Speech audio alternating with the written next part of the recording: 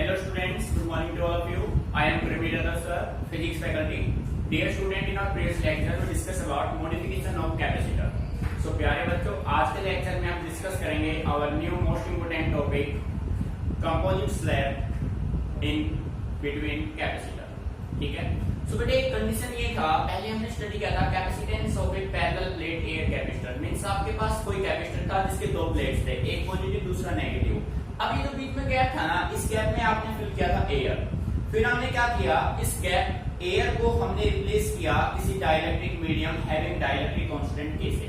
बेटे वहां पे आपने एक सिंगल मीडियम यूज किया. अब कंडीशन ये होगा कि इन दोनों प्लेट्स के बीच में आप 2 और मोर डाइलेक्ट्रिक स्लैब इंसर्ट करेंगे. ठीक है, या तो आप उसको पैरेलल में रखेंगे या फिर आपको सीरीज में रखेंगे. तो इस कंडीशन पे आपका जो नेट कैपेसिटेंस आएगा वो आपको फाइंड आउट करना होगा. बेटे अब ये जो टाइप में आपको कराने जा रहा हूं ना, आप ये समझ लीजिए सीबीएसई पर्टिकुलर इसी पे काम कर रहा है. ठीक है, इसी टाइप को बार बार आप रिपीट कर रहा है, समझ रहे हैं ना. और कंपटीशन में भी काफी इंपोर्टेंस है इस टाइप का. तो प्यारे बच्चों, कंसेप्ट को समझ लेना है कि किस तरीके से सीबीएसई हमसे क्वेश्चन करेगा और कैसे हमें उन क्वेश्चंस को टैकल करना है. ठीक है, सो बेटे कंडीशन बनाते हैं. आपका हेडिंग होगा कैपेसिटर हैविंग कंपोजिट स्लैब. ठीक है, देखो बेटे कंडीशन ये है, आपके पास ये एक प्लेट हो गया, एक प्लेट ये हो गया. ठीक है, और दोनों एक दूसरे के पैरेलल्स हैं, है ना भाई. इस प्लेट का चार्ज पॉजिटिव हो गया भाई, और बेटे इसका चार्ज हो गया नेगेटिव. ठीक है, इसका चार्ज प्लस क्यू, इसका चार्ज माइनस क्यू. दोनों को सेपरेट किया कुछ डिस्टेंस से, और बेटे बीच का डिस्टेंस कितना हो गया, डी. ठीक है, अब ये जो गैप है ना, इस गैप में आप 2, 3, 4, 5, 6 कितने भी प्लेट्स को ऐड कर सकते हैं, स्लैब को ऐड कर सकते हैं. हमने कंडीशन ये बनाया, हमने इस गैप को 2 इक्वल पार्ट्स में डिवाइड किया. देखो बेटे ऐसे 2 इक्वल पार्ट में मैंने इसको डिवाइड किया. तो प्यारे बच्चों ये डिस्टेंस कितना बचा, d/2 बन गया. ये डिस्टेंस कितना बना भाई, ये भी d/2 बन गया. आपने डिस्टेंस को डिवाइड किया. बेटे यहाँ पे आपने फिल किया कोई dielectric slab of dielectric constant K1, यहाँ पे फिल किया dielectric slab of dielectric constant K2. भाई मान लो यहाँ पे फिल कर दिया माइका, यहाँ पे फिल कर दिया मेटल, या फिर मान लो यहाँ पे फिल कर दिया वाटर, यहाँ पे फिल कर दिया आपने माइका. मतलब कुछ भी आप फिल कर सकते हैं, सबके डाइलेक्ट्रिक कांस्टेंट डिफरेंट है. ठीक है, अब देखो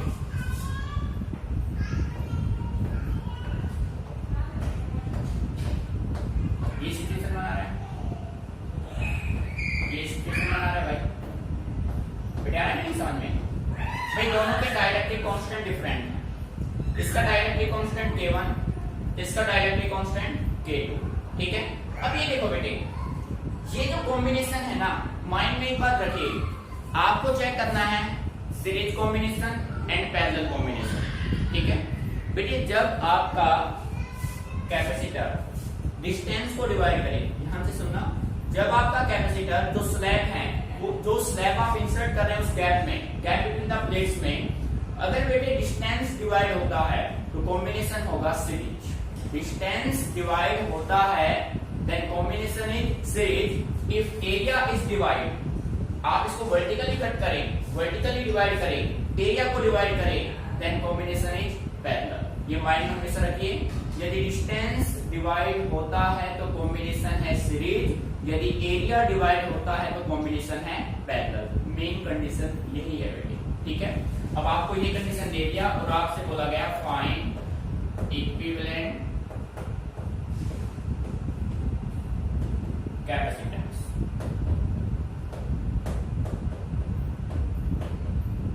आपको फाइंड आउट करना है इक्विवेलेंट कैपेसिटेंस. मीनिंग समझ में आ रहा है भाई. आपने इस गैप में जो अलग अलग स्लैब पुट किए हैं, ठीक है, एक का डाइलेक्ट्रिक कांस्टेंट K1, दूसरे का डाइलेक्ट्रिक कांस्टेंट K2. बेटे आ रहा नहीं समझ में. इस टाइप के क्वेश्चन का तो फाइनल आंसर आपका आएगा वो एमसीक्यू में भी आ सकता है. बेटे कॉम्पिटिशन में एमसीक्यू बन के आएंगे. ठीक है, सो देखो भाई कैसे हम सोल्व करेंगे. We can say right here H K1 and K2 are in series. भाई जो डाइलेक्ट्रिक स्लैब जिनका डाइलेक्ट्रिक कांस्टेंट K1 और K2 है, इन दोनों का कॉम्बिनेशन कैसा है, सीरीज. मैंने आपसे कहा यदि बेटे डिस्टेंस डिवाइड होता है तो कॉम्बिनेशन बनेगा सीरीज. कौन सा बनेगा, series. Capacitance in series and capacitance in parallel आप ऑलरेडी डिस्कस कर चुके हैं। And you know that 1/cs बेटे किसके बराबर होगा 1/c1 + 1/c2। ये फॉर्मेशन होता है ना भाई 1/cs = 1/c1 + 1/c2। सो बेटे यहां से cs क्या हो जाएगा, cs आपका होगा c1 c2 c1 + c2। ठीक है। और बेटे अगर हम इन दोनों स्लेब को रिप्लेस कर दें तो इस गैप में क्या होगा, एयर होगा। ध्यान से सुनना, अगर आप k1 k2 दोनों को रिप्लेस कर दे तो यहाँ पे क्या बचेगा, एयर बचेगा। एयर गैप में है तो एयर का जो कैपेसिटेंस आया था वो आया था A ε0 d। ठीक है। And we know that capacitance of parallel plate pair capacitor बेटे क्या होता है, इसका रिजल्ट आपका था A ε0 d। रिजल्ट ए था ना, जब एक गैप में एयर हो, इस गैप में k1 k2 ना हो के एयर हो तो कैपेसिटेंस आएगा A ε0 d आएगा। अब बेटे आपने क्या किया, आपने कैपेसिटर को मॉडिफाई किया। जब आपने कैपेसिटर को मॉडिफाई किया तो सिस्टम का जो कैपेसिटेंस है वो कितने टाइम हो जाएगा, इसका k1 और इसका k2 टाइम्स।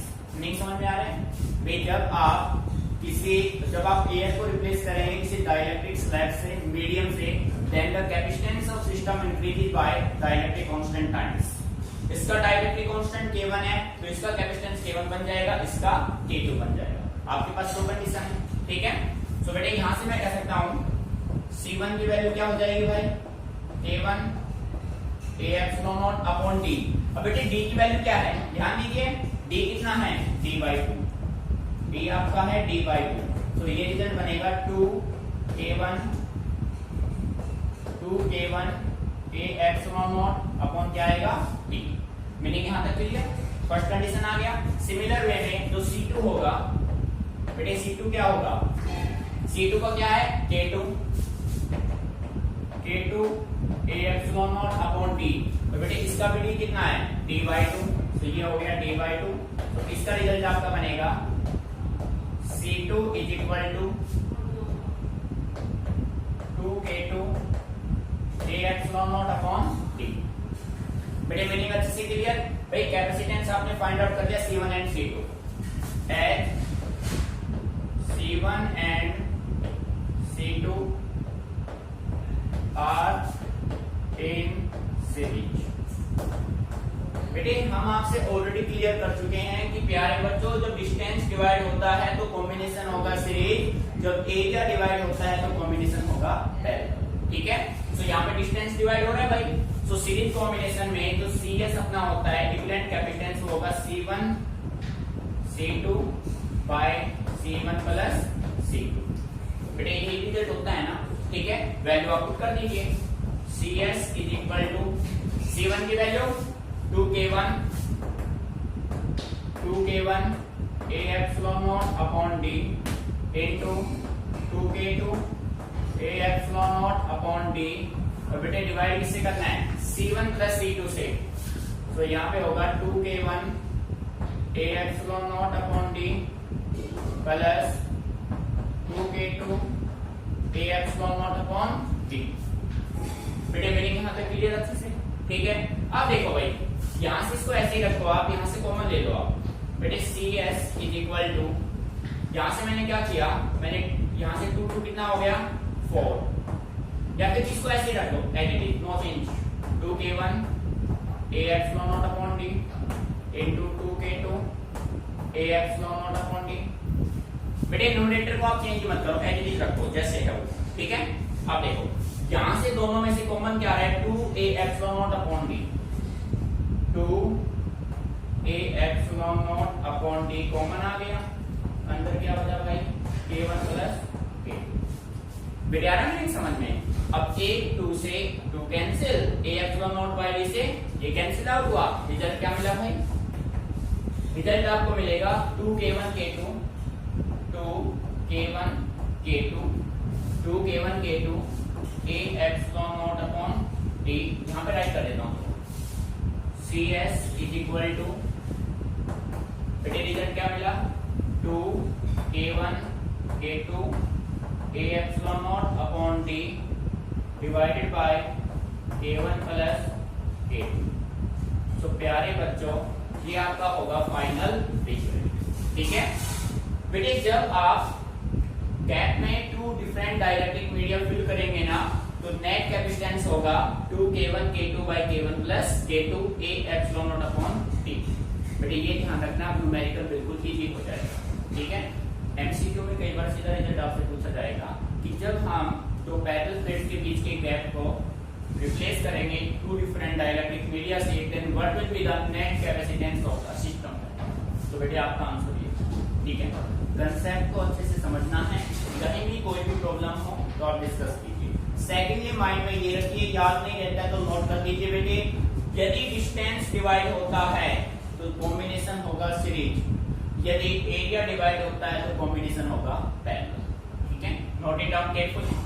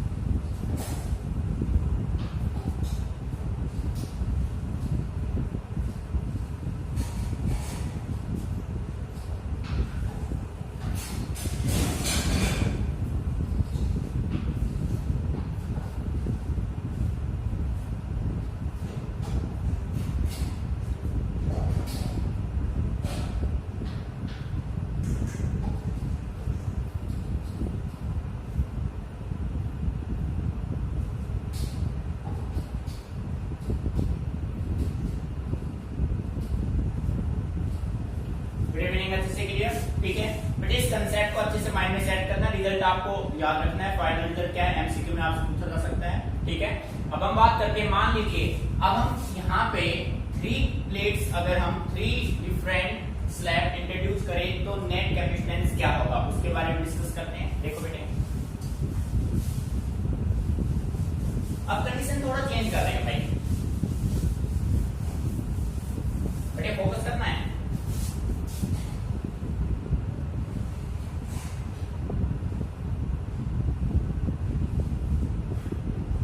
देखो बेटे, अब आपने क्या किया, इस डिस्टेंस जो d था ना, ये जो डिस्टेंस आपका d था, आपने इसको अब 3 इक्वल पार्ट में डिवाइड कर दिया। ठीक है, 1 2 and 3। बेटे 3 इक्वल पार्ट में डिवाइड हो गया, अरे हाँ है ना, नहीं आ रहा है समझ में।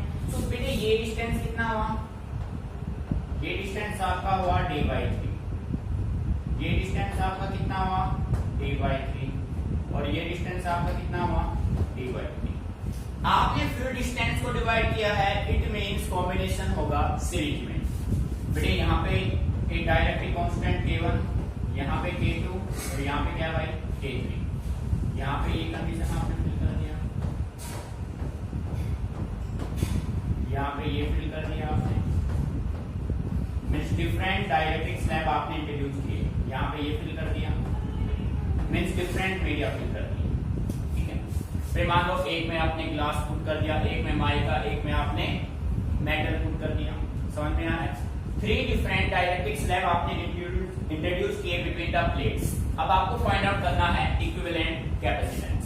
ठीक है, सो बेटे सिंपल वे में मैं कह सकता हूं हियर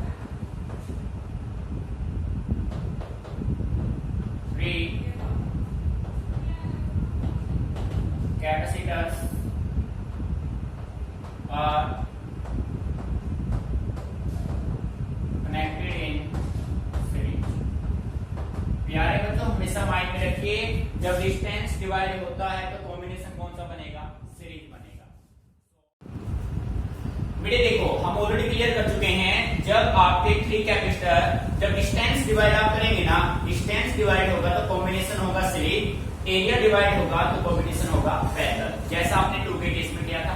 अब देखो बेटे C1, C2, C3, all three capacitors are connected in series, right? So we can say right here, as we know that the capacitor in capacitance of a parallel plate air capacitor is equal to C is equal to A epsilon naught upon T. बेटे ये result था ना। अब आप इन तीनों के लिए condition maintain कर लो। जैसे ही आपने एयर को रिप्लेस किया किसी डाइलेक्ट्रिक मीडियम से, then the capacitance of system becomes K times, K1 time, K2 time, K3. But बेटे जो टोटल डिस्टेंस D था ना, वो 3 इक्वल पार्ट्स में डिवाइड हो गया, ठीक है? So we can say right here C1 अपना हो जाएगा K1 A epsilon naught by D by 3, C2 K2 A epsilon naught upon D by 3 and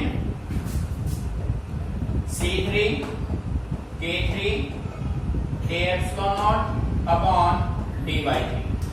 बेटे मीनिंग समझ में आ रहा है? तो यहां से आप कह सकते हैं बेटे C1 आपका होगा 3K1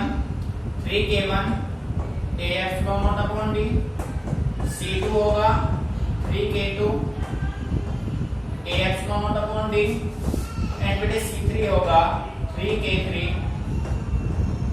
A epsilon naught upon D, ठीक है?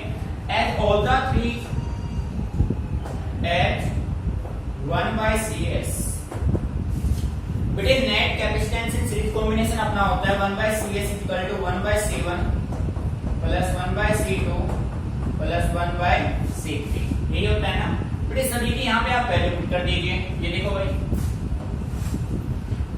1 by CS is equal to 1 by C1। बेटे 1 by C1 आप पुट करेंगे, C1 की वैल्यू है 3K1 A epsilon naught upon D। तो यहाँ से कंडीशन क्या हो जाएगा भाई? यहाँ से अपने पास राइट करोगे आप D upon 3K1 A epsilon। बेटे मीनिंग समझ में आया ना कैसे आए? भाई आपने यहाँ पे C1 की वैल्यू पुट की 3K1 A epsilon naught upon D, तो D रिवर्स हो जाएगा, न्यूमरेटर बन जाएगा। सिमिलर वे में D upon 3K2 A epsilon naught plus D upon 3K3 A epsilon naught। बेटे न्यूमरेटर में से आप यहां से D कॉमन ले लीजिए, डिनोमिनेटर में से आप 3A epsilon naught कॉमन ले लीजिए, ठीक है? 1 by CS is equal to D common लिया, 3A epsilon naught कॉमन लिया, ठीक है? इनसाइड में क्या बचा भाई? 1 by K1 1 by K2 and 1 by K3। बेटे मीनिंग यहां तक अच्छे से क्लियर? अब करना क्या है भाई? अब इन तीनों का ले लीजिए आप एलसीएम। इन तीनों का एलसीएम होगा K1 K2 and K3। 1 by CS is equal to D upon 3A epsilon naught। बेटे एलसीएम आपका होगा K1 K2 K3। बेटे K1 है तो यहाँ पे आएगा K2 K3 प्लस K2 है तो यहाँ पे क्या आएगा? K1 K3। यहाँ पे K3 है तो यहाँ पे क्या आएगा? K1 K2। मीनिंग आ रहा है समझ में भाई? ठीक है, एलसीएम आपने ले लिया। अब देखो बेटे, अब हम इसको रिवर्स कर देते हैं। CS अपना जब रिवर्स आप करोगे तो CS क्या होगा? CS इज इक्वल टू 3 को मल्टीप्लाई कर दो 3K1 K2 K3 bye K1 K2 plus K2 K3 plus K3 K1। But यही होगा ना, और मल्टीप्लाई में क्या होगा? A epsilon naught upon D। This is your required result. बेटे बस कैलकुलेशन का थोड़ा ध्यान रखना है, ठीक है? आपका ये होगा फाइनल रिजल्ट। अब आपको माइंड में अगर डायरेक्टली जब आप टू प्लेट्स के बीच में 3 डिफरेंट डाइलेक्ट्रिक मीडिया फिल करेंगे तो सिस्टम का जो नेट कैपेसिटेंस होगा वो आपका होगा 3K1 K2 K3 by K1 K2 plus K2 K3 plus K3 K1 multiply A epsilon naught upon D। बेटे ये रिजल्ट आपको माइंड में रखना है जिससे आप न्यूमेरिकल इजीली सॉल्व कर पाएंगे, ठीक है? अच्छे से इसको नोट करना है, कहीं भी कोई भी प्रॉब्लम आए तो आप मेरे से डिस्कस कीजिए, ठीक है? समझना है ना कि रटना है, ठीक है?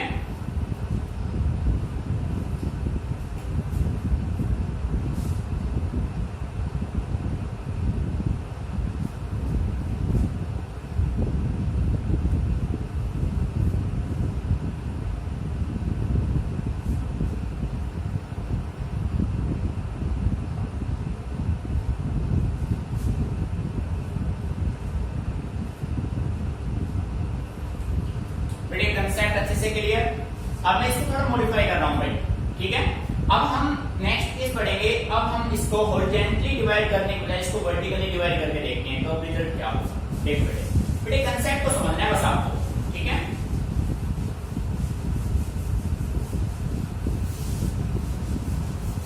और ये फाइनल रिजल्ट आप अच्छे से माइंड में रखिए ताकि आपका टाइम भी सेव हो इससे।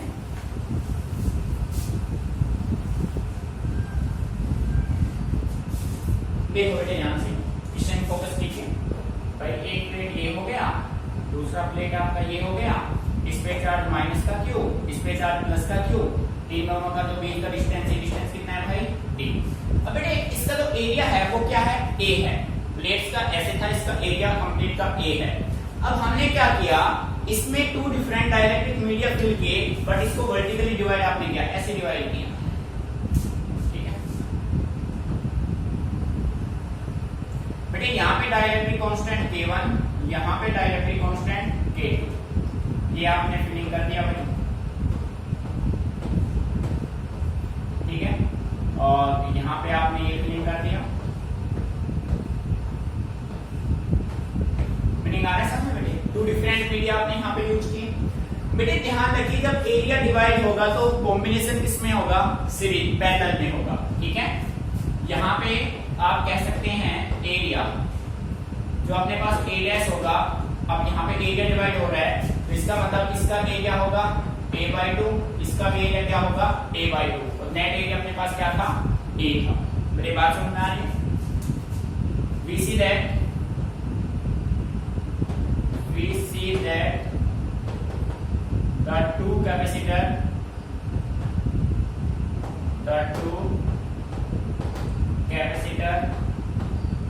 are in parallel। बेटे डिस्टेंस इसका भी डी है तो डिस्टेंस इसका भी डी रहेगा, डिस्टेंस पे कोई चेंज नहीं होगा, चेंज क्या होगा एरिया चेंज होगा, ठीक है भाई। इसको अगर आप ऐसे डिवाइड करेंगे तो इसका क्या चेंज होगा, एरिया चेंज होगा। एरिया हाफ हो गया, दो पार्ट में डिवाइड कर 3 में करेंगे a/3 हो जाएगा, ठीक है। मैंने यहाँ तक अच्छे से क्लियर, ठीक है भाई। तो यहाँ से आप कह सकते हो C अपना होता है A/0/T, बट ये होता है ना एयर कैपेसिटर का। अब यहाँ से मैं कह सकता हूँ C1 मेरे पास क्या होगा, A हो गया a/2, कैपेसिटेंस हो गया K1 A/0/2D। बेटे टू कहां से आया, ये आया एरिया डिवाइड हुआ टू पार्ट्स में a/2, मीनिंग आ रहा है समझ में। And C2 equal to K2 A/0/2D, meaning यहां तक क्लियर। अब बेटे दोनों कैपेसिटर किसमें कनेक्ट है, सीरीज में, CP पैरेलल में है भाई। CP क्या होता है C1 प्लस C2। बेटे equivalent capacitance in parallel combination is equal to C1 plus C2, so CP equal to C1 की वैल्यू क्या है भाई, C1 आपका है K1 A/0/2D plus K2 A/0/2D। बेटे मीनिंग आ रहा है समझ में, ठीक है। ये कंडीशन मेंटेन होगा। अब आप देखो यहां से कॉमन जो आ रहा है उसको कॉमन ले लो, CP इज इक्वल टू बेटे A/0/2D कॉमन आ रहा है यहां से, या D आप कॉमन ले लो बाहर, अंदर क्या बचेगा K1 प्लस K2/2, और ये आपका होगा रिक्वायर्ड रिजल्ट, ठीक है। तो प्यारे बच्चों जब आप किसी भी कैपेसिटर को पैरेलल डिवाइड आप परपेंडिकुलर डिवाइड करेंगे तो उसका एरिया हाफ हो जाएगा, एरिया हाफ होगा तो रिजल्ट आपका बनेगा K1 plus K2/2 multiply A/0/D। बेटे वैल्यू पुट करना है, रिजल्ट आपके सामने, मीनिंग आ रहा है समझ। सो कांसेप्ट बिल्कुल ही होगा। अब बेटे इसी को है ना हम सेकंड में सोल्व कर सकते हैं, हम इस प्लेट को 3 इक्वल पार्ट्स में डिवाइड करते हैं तो उससे कुछ फर्क नहीं होगा, फिर यहाँ पे 3 तक चला जाएगा, मीनिंग आ रहा है समझ में। यहाँ पे जाएगा K1 plus K2 plus K3/3। मेरी बात समझ में, आपको कंसेप्ट समझना है, लॉजिक क्या है उसके पीछे, ठीक है। तो बेटे कंसेप्ट को अच्छे से नोट कीजिए, कोई भी प्रॉब्लम आती है तो मेरे से डिस्कस कीजिए, इससे रिलेटेड जो भी न्यूमेरिकल है आप उनको अप्लाई कीजिए, ठीक है।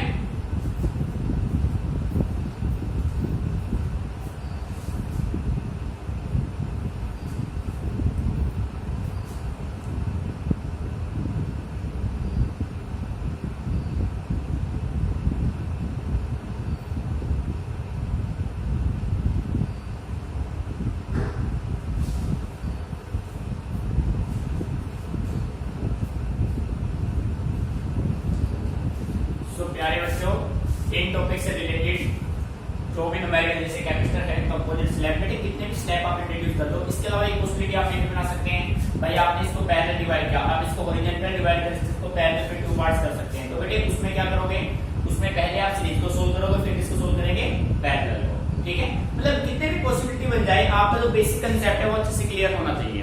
तो बेटे इससे रिलेटेड जितने भी न्यूमेरिकल्स आपके पास जो भी बुक्स हैं, प्रदीप, सैसल अरोरा या दिनेश, जो भी आपके पास अवेलेबल है, उनमें से आप इनको इंप्लीमेंट कीजिए, ठीक है। किसी भी न्यूमेरिकल में कोई भी आपको प्रॉब्लम आती है तो उसको मेरे पास फॉरवर्ड कर दीजिए, क्लियर।